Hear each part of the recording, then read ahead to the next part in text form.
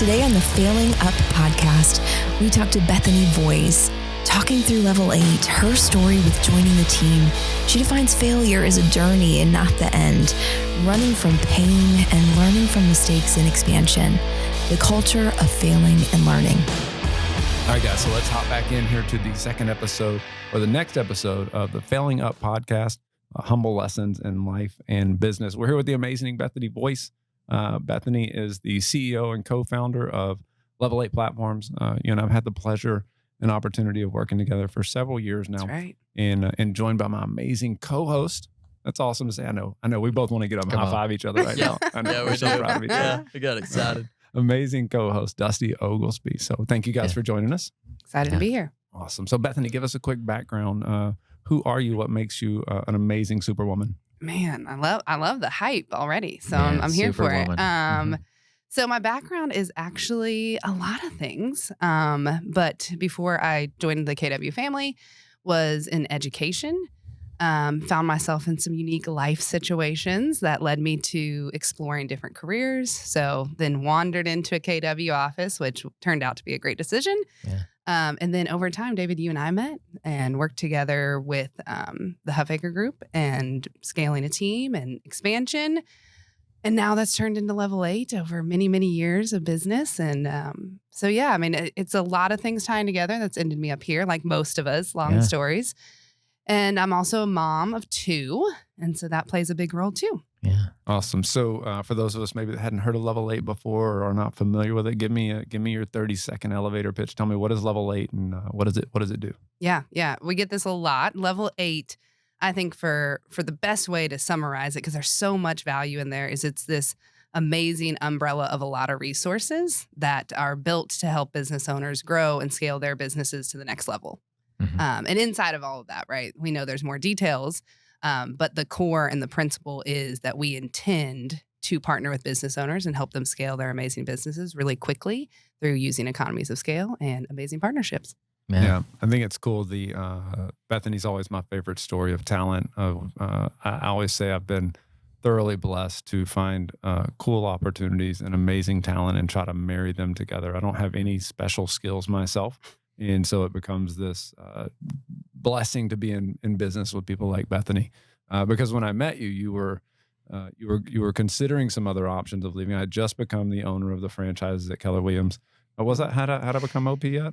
No, you had been, but I don't think it had been announced yet. I got you. So I think I knew in these conversations, but no one else knew. Yeah. It was the first jump that I made where I found an amazing human and I didn't actually have any opportunity. I didn't have anything for you, but I faked it. Right. And I was like, I'll give you a job. And it was the biggest salary I'd ever given somebody. Yeah. And I went home and I told my wife, I was like, I just hired this really cool person and it's the most money we've ever spent. I don't know what she's going to do. Right. But funny story. I also didn't know what I was going to do. But we're here and we're excited. So yeah. That's good. That's good. What's the timeline, Bethany? Give everybody kind of a timeline. You walked into a KW office how long ago? So that has been almost a little over, I think, 6 years. Okay. Yeah, but I've worked with David for a little over 5. Yeah. And I knew I was on unique story. Like I said, I was in this weird transition, this life stuff that was happening all around me, and walked into a KW office and they actually had called me a year prior and said, hey, come in. I didn't realize that we had these appointments where you were trying to get people to go get their license and do all this stuff. So I came in for an interview and I remember they just started you should be in real estate. And I was like, this is so silly. Absolutely not. And I actually stopped and said, I think you found the wrong person. Yeah. No, thank you. Yeah. And walked out. So much like you. It was not, didn't leave with a great impression. Right. And then a year later they called me and said, hey, we have this amazing position on our leadership team. We think you'd be a great fit for it. Why don't you come and interview? It was a great lifetime where I needed some change. Right. And walked in and interviewed for agent services. Come on. Yeah. I was there. Not a great fit for that role. But we faked it a little bit. And then about 6 months in that role, I was like, I think I need to be a team leader. That's it. That's the road. And so just started doing everything in my power to create that opportunity. And then that led to some conversations with David because I was like, I think I'm going to go interview at other market centers. And so it started that journey. And thankfully, behind the scenes, all this stuff was happening. And David kind of pulled me aside and said, hold on, we got some other stuff happening right here. Let's chat. And then got to be business partners with him. So it was great. So you walked in super at that cool. point, and I looked up and said, well, what am I doing that I could give away? And at that point, it was essentially having conversations with top talent. And so we kind of went through the process of what it looks like to interview and to go through the CV. I don't think it was CV back then, but go through the process of just identifying talent, helping them find their strength zones, right? So walk us through that, right? We're talking about failure. You and I have royally messed up a lot, especially when it comes to expansion. I think expansion is still something that agents around the country are failing their way with. Before we jump into that, what does failure mean? How do you define failure? I think Dusty, you said this in a previous episode, like how I define it today is much different than how I define it when long before my exposure to some of the mindset that we have today. I think now I define it as a journey, and it's a stop on the road, and it's an exciting stop. It used to be the end.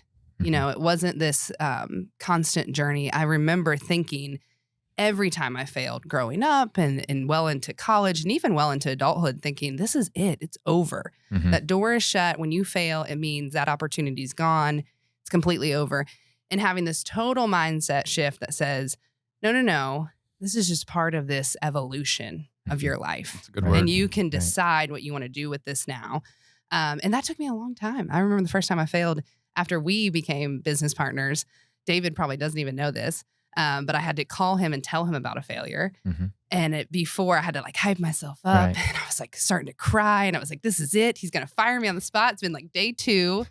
And I called him and said, hey, I got to tell you, I made a mistake. And he was like, oh yeah, no, I knew day 1 you were going to mess that up. And I was like, well, great. A little warning would have been awesome. That's just belief in you. Yeah. And he said, no, trust me. Now that you've experienced it, you'll never do that again. And I was like, and he's right. I've never done that again. Right. And that's probably a good footnote to our long-term relationship here. Isn't it funny though too, Bethany, because what you just said there, I think about failure is super important for everybody to hear, that our natural human behavior is we want to hide it. Yeah. We get scared, right? Sick, right? Like sometimes we lock up, brace for impact. 100%. Right. We want to, we just want to run, right? Like I don't want to go into this. We talk a lot about running from pain. That's right. Right. Like we don't run to pleasure as much as we run from pain, and that failure has that. It's crazy though.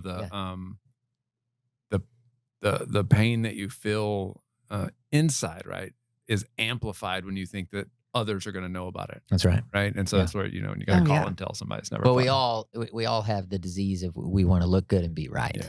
Oh, right. All the time. Right. Yeah. And it's, it's like we've talked about raising our kids a lot, right? I didn't have to teach my kids to feel shame or feel like they've done something wrong or hide, right? I didn't teach my kids that. Hey, if you do something wrong, hide from me. Right? I didn't say that. But that was their that's what they naturally do, right? And so here we are, at whatever age we are, we won't say that. But here we are still learning the same lessons, right? To deal with this in a different way, like when we were little. Well, you see, as you bring in talent to the organization, that everyone has their own tolerance for it, right? That everyone has their own threshold for, am I willing to share this exposure with my teammates in the company, or do I want to hide it? And I think that if you've come from an environment where failure was not seen as part of the process, right? Where you were shamed or you're, maybe you were not surrounded by the right people in your family or whatever. We see it as people come in, how, because I think the first few times they're like, am I going to get in trouble? Or you don't really mean, okay, you're just telling me, okay, like where is this going to show up later, right? Where are you going to use this against me? And I think it takes people a little while to acclimate to the environment of Level 8 or the companies that we're a part of, where you kind of go like, no, yeah, really, actually, we can just make a bunch of mistakes and no one gets real mad at us. Right? Yeah. I think the only thing we get frustrated is if you keep making the same mistake over and over and over again and not trying to learn from it.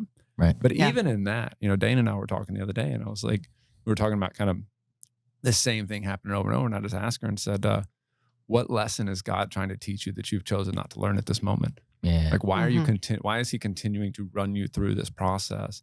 And maybe if we look at it in that way, because I ask myself that all the time, right? I'm like, keep bumping my head on the ceiling, and I'm like, what is he trying to show me right now? What's another perspective I could look at this in, right? To try to draw out a different result so that maybe I can learn from it and move on, and him go like, yep, all right, you learned that lesson. Let's go to the next one. Right. Yeah. I call it the front window syndrome. And that's how I grew up in that environment, that nothing else mattered as long as that display window, almost like you were walking down a sidewalk. That display window was crisp and clean and beautiful and brought people in. The whole back room could be a total disaster. Nobody cares. In fact, they'll never see it. Don't worry. But make sure that window always looks great. And what I love about this environment is we're coming with people and we're saying, no, we really care about the back room, right? And we want to open that door and organize it with you and get in the pain and the stuff of business and life together. And let's make all of it great, because it's amazing that when you just have that front window pieced together, nothing else really works, right? Nobody wants to come in the store. It all falls apart. But we feel good about it. That's right. Yeah. So, what's wild is the pain of keeping the picture of the front window is way worse than the pain of failure. Oh, so much work. Right? It's constant, it's exhausting. Right? Yeah. Like, it's constant. It never goes away, right? And so it's this unrealistic expectation that you're trying to live up to, right? You're trying to keep this persona out there. It's the bless your heart, right? It's the that. Yeah, 100%.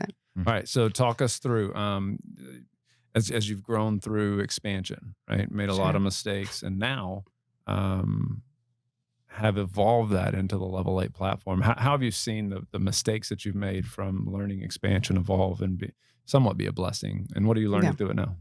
Yeah, I mean, I think we learned a lot. Expansion is still this frontier that we're all trying to conquer in different ways. And I think now we're talking about platforms. I know I probably hit my head against the ceiling a lot with expansion, especially when we're developing it. What is expansion for our listeners maybe that don't know what that means? Yeah, I mean, I think, so in our world, what it meant was we had this amazing business locally, and we're seeing that show up, up the street a little bit further than our car would drive. And then we had systems and models to essentially copy and paste it elsewhere across the nation. And could that create not only business for us as business owners, but partnerships with people who were looking for more opportunity, and we were giving them the tools to do that. So it's this copy paste effect of the business. And we had successes and we had a lot of failures, and we learned through a lot, way more than I thought I would. I mean, I guess naively enough, I was like, this is going to be great on paper. We wrote this out and this makes sense. Let's just do this plan. And then you go do the plan and you're like, oh, wait.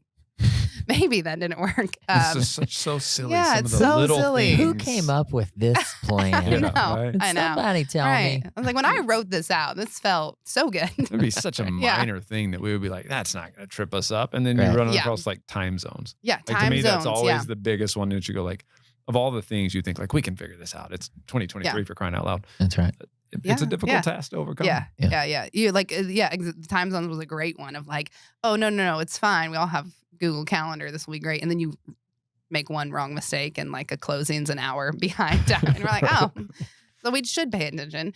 But yeah, I mean, we learned a lot of just like small logistical stuff. And then I think the relationship at a distance is always something we're learning through. I think that turns into what we're able to do through Level 8 today.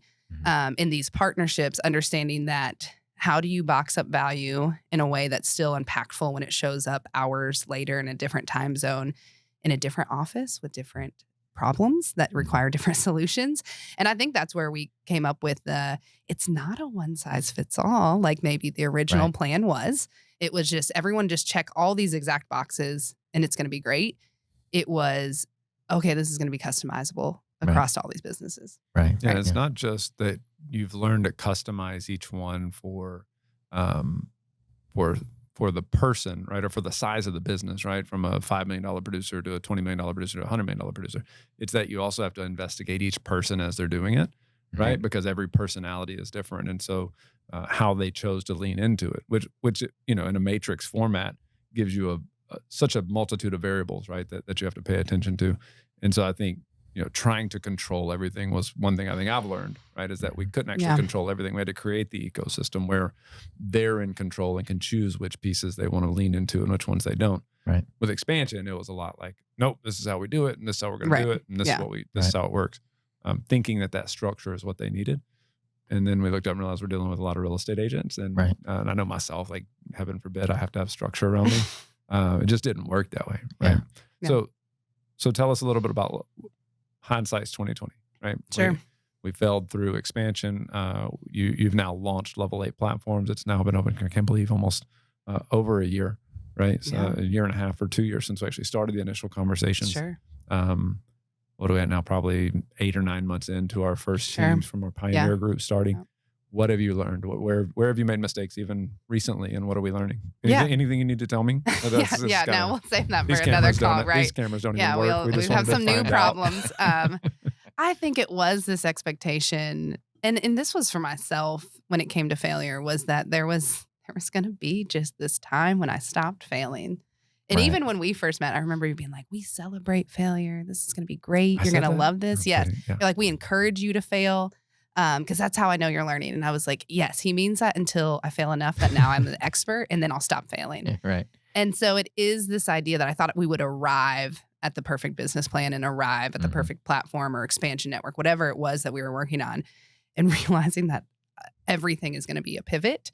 And it was coming into it with the understanding that here's our design. We love this. It all sounds great. And let's go learn. Let's go learn. Let's go pivot. And I think we've made a ton of tweaks. We came up with an amazing financial compensation, and we've tweaked it and said, okay, great. Well, what does that make sense? And I think it was, instead of assuming we knew everything, it was, how do we write enough questions down? And then every step of the way we're going, is there enough value here? Does this still make sense? Is everybody winning in this? Does it feel good? Are these the type of people we want to be in business with? Are we the type of people we would want to be in business with? Right. And so having that attitude, I think, has been a really good learning perspective. Love how that's turned into our business. I can't say that's where we started when we did expansion, right?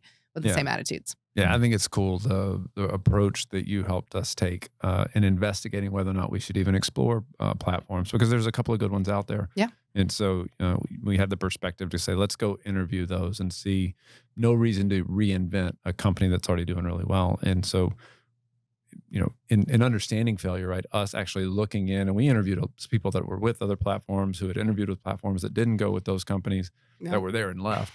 And I think, you don't realize it, but doing that is an expression of the failure that you were going out and seeking the failure that others had in order to try to learn from it, or to rebuild something. And I think we don't normally think of it that way, but like that's the growth I see, right? Sure. That you've learned through failure, that you're now going out and going, how can I investigate someone else's failure in an effort to sand down the edges of our own journey. And so as you did that, right, what did you learn that makes Level 8 unique now that you've been able to implement? Give me just take a 30 seconds and give me a snippet of like, what did you do with that information, and how has it impacted you, and has it been positive? Yeah, I think it has, right? Some of investigating our own failures and then failures that we wanted to stack our expertise against, I guess, and could we solve this, was getting very honest. And that is uncomfortable at times, what's working, where are other people succeeding, and maybe we're not matching up with that.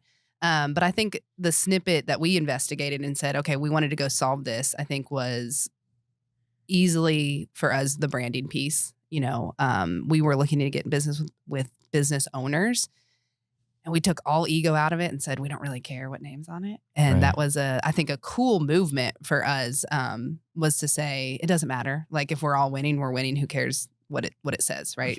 So let's be really hyper focused on the product and not on the name. Right. So that was number one. I think one of those big differences. Number two, I think, is the ownership piece we're gonna make this really easy, because if it doesn't feel good, let's just call it quits. And there's no real strict contracts to stick to. And that is super unique with us. Your database is always your database, your business always your business. And trust me, if you hate it, I probably hate it. We want to be in business with people we really love and enjoy, and we want them to love and enjoy us. And so let's just create the environment for that right out of the gate, and not hold anyone hostage in this partnership. And then lastly, the financials. That was something we came across. And David and I, we ask each other this question all the time, and you always be like, all right, I'll give you this much money today. Will you sell me Level 8? And I'm always like, no. Number one, if you offer me that right now, why are you saying that? That's now right. I want to know. It's maybe we have a good idea here.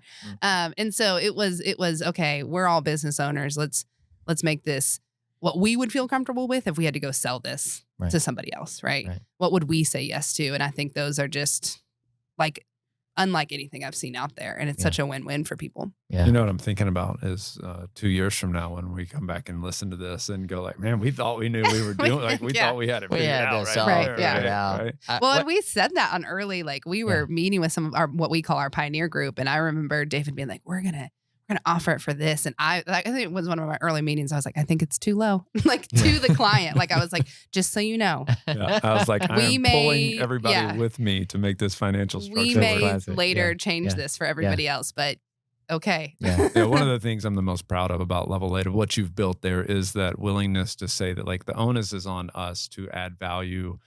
We're not going to force somebody into a contract where they're now obligated. We basically looked at it and said, we just don't want to be in business with fussy people. Right. And it became like, well, if that's true and we can actually add that value, right, then we shouldn't need some strict contract that ties your hands or threatens to keep your database. I said, I don't want to sell your mama's house. I mean, I might want to sell your mama's house, but, but you know, that's the realtor in me. Yeah. But as we've felt and learned with that, if people want to learn more, they can go to level8platforms.com, right? That's right. Check out a little bit about your story and your background. Going to level8platforms.com, you can find out more about all the 9 companies that make up Level 8, how they can work independently and how they can work together to help agents and mega teams move forward in the industry. So thank you for sharing some time with us on that. Lastly, I love to ask this question before we wrap up. Think forward, right? Okay. When we're 180 years old, because with technology, we're all going to live forever. That's right. But when you're at the end, right, and you're looking back, what are you worried your biggest regret's going to be? Oof. Okay. Tough. You know, I think we say a lot, and you hear that. What's that article? I feel like I always see it pop up on Facebook or Instagram. It's like the 10 things people said on their deathbeds, you know, their regrets. And it's always family and friends and time. And it's never money and jobs and success. And I can't control time. I wish I could, right? It is what it is. I get as long or as short of it as the good Lord blesses me with. But I hope that my regret is not. So I can't tell you what I think it'll be, but I hope it won't be that I'm the exact same person I am today. Yeah. And I hope that I feel like every day I view, whether it's relationships or family, business relationships, my job, like everything has this importance to me. And I hope tomorrow I'm a little bit better. I hope that every situation feels a little bit better after I leave it, you know? And I hope that's what I can say about my life is that everybody that was impacted by me is a little bit better. Yeah. And I sometimes think I do a good job at that. And sometimes I know I don't. We had a conversation earlier this week where I said, I know I'm the right person for the job. And I also know I do a lot of wrong things. And so I know that's true of my life. I know I'm the right person for this place and time. And I know I get it wrong a lot. So I hope that I can look back and go, man, she changed a lot. And that evolution is something that will be evident through all my days. So tell us something that you're doing right now or that your intention is to do to prevent that from happening. Yeah, I mean, I think it's easy to look. For me, I'm a single mom of two amazing kids. I think that's always the place I look first, right? Because it's always that place we look when we talk about what's the reason why we get up every day. And if you're a parent, that's usually at the top of the list. I hope it's at the top of the list. And so for me, I think it is to be super intentional. I know I have to show up as a mom a little bit better every day. And so catching myself, and that's something my kids and I have a really honest conversation about. They're 12 and 9. And I will talk to them a lot about, let's talk about honest feedback. How can I get better in this relationship? And that was something my parents didn't do for me. Not to their own fault, right? But it just was we're all a product of our perception and our realities.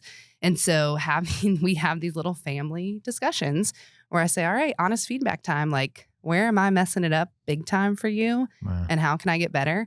And I really thought they were going to say, Mom, you're knocking it out of the park. And they actually have a little bit of a list every time we get together.